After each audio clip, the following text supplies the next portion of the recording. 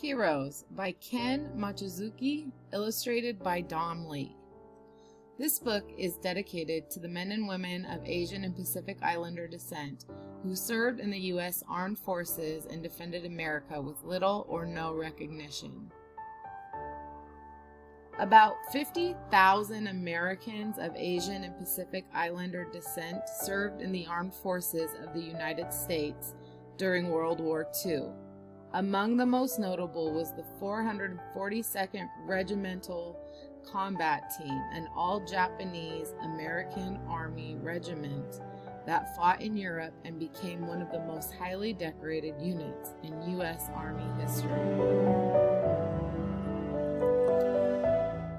My dad drove me to school every morning, but I wished he wouldn't. That was because other kids walking to school always turned around and stared.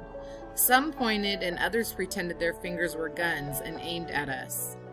"How come we're always the bad guys?" I asked my dad.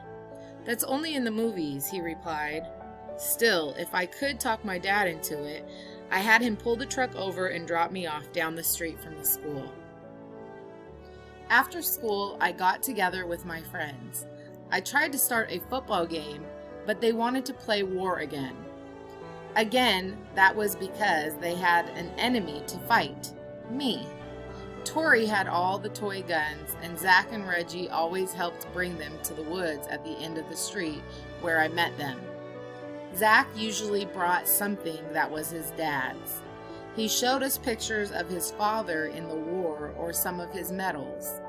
He was a war hero, Zach said, and then repeated how I always had to be the enemy when we played war because I looked like them.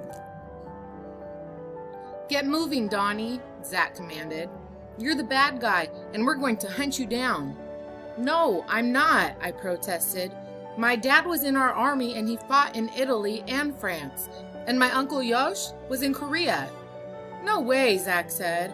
"How could your dad or uncle be in our army?" Tori asked. "Yeah," Reggie agreed. "There wasn't anybody looking like you guys on our side. If you can't prove it, you better start hiding, Donnie." I couldn't prove it, so I had to be the bad guy again. I hated it. Still, it was better than having no friends at all.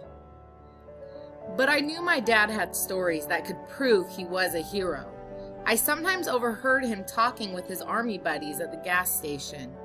I probably asked him 100 times to tell me the old war stories, but each time he just shook his head. Once, I tried to unpin the war medals from my dad's veteran's cap at home to show everybody. I got into trouble for doing that. When I told him that I needed something to prove he was a war hero, he just said, "You kids should be playing something else besides war." Uncle Yosh was the same way. He sat in the station with us, drinking his coffee, but he was always quiet and never talked about Korea. One time, I asked him about it. "Real heroes don't brag," he said. "They just do what they are supposed to do." When he came to our house, he didn't like me watching war shows on TV, or even news about a new war in a country called Vietnam. I hated being the enemy so much that I decided to hide so my friends would never find me. I stepped quietly through the woods. Beams of sunlight shone between the trees.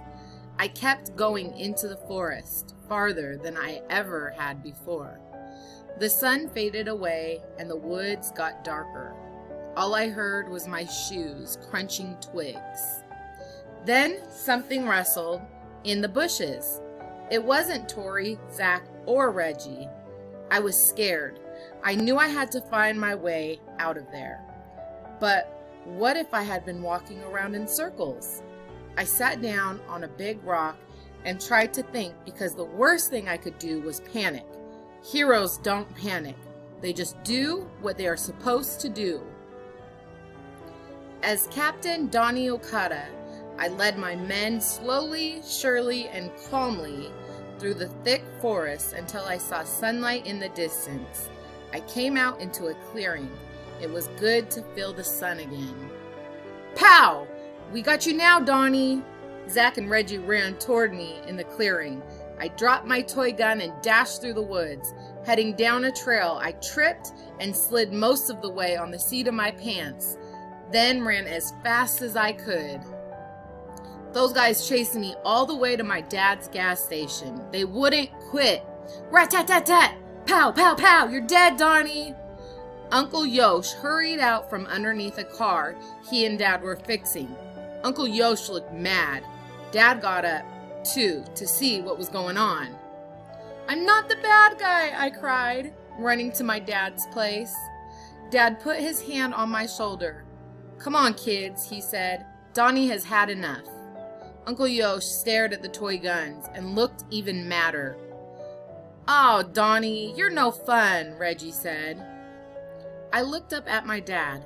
I almost yanked the pockets off his oily gas station coveralls when I pleaded with him. See, Dad? Can't you tell me anything? Can't you let me prove it to them? Can't we be heroes too? My dad looked at Uncle Yosh. Uncle Yosh took a moment to think. Then he nodded in agreement.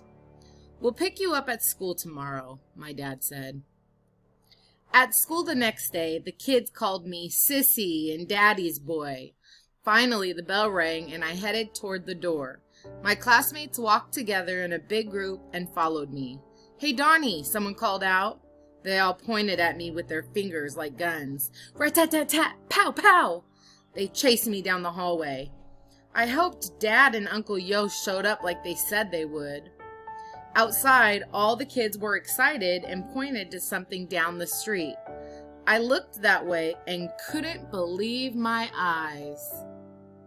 My dad stood by his truck with his coveralls on, but he was also wearing sunglasses and his veteran's cap, with medals all over it, more than I had seen before.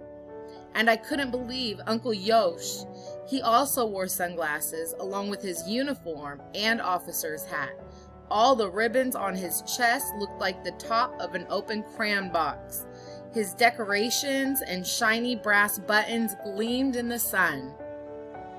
Uncle Yosh held my football in his hand, and when he found me in the crowd, he shouted, Hey Donnie, catch! He threw a perfect spiral. Instead of driving me home like I thought was the plan, my dad and Uncle Yosh stuck around for a little while to make sure I would be okay. Then they drove off, leaving me there holding the football. Who wants to play? I asked. Zach, Reggie, and Tori and a bunch of other kids did, so we ran off to the playground. This time, they were following me instead of chasing me. Now that you've heard the story, your assignment is to think of one important idea from the story and then one detail that supports why it's important, and write it in the discussion section in the reading spot.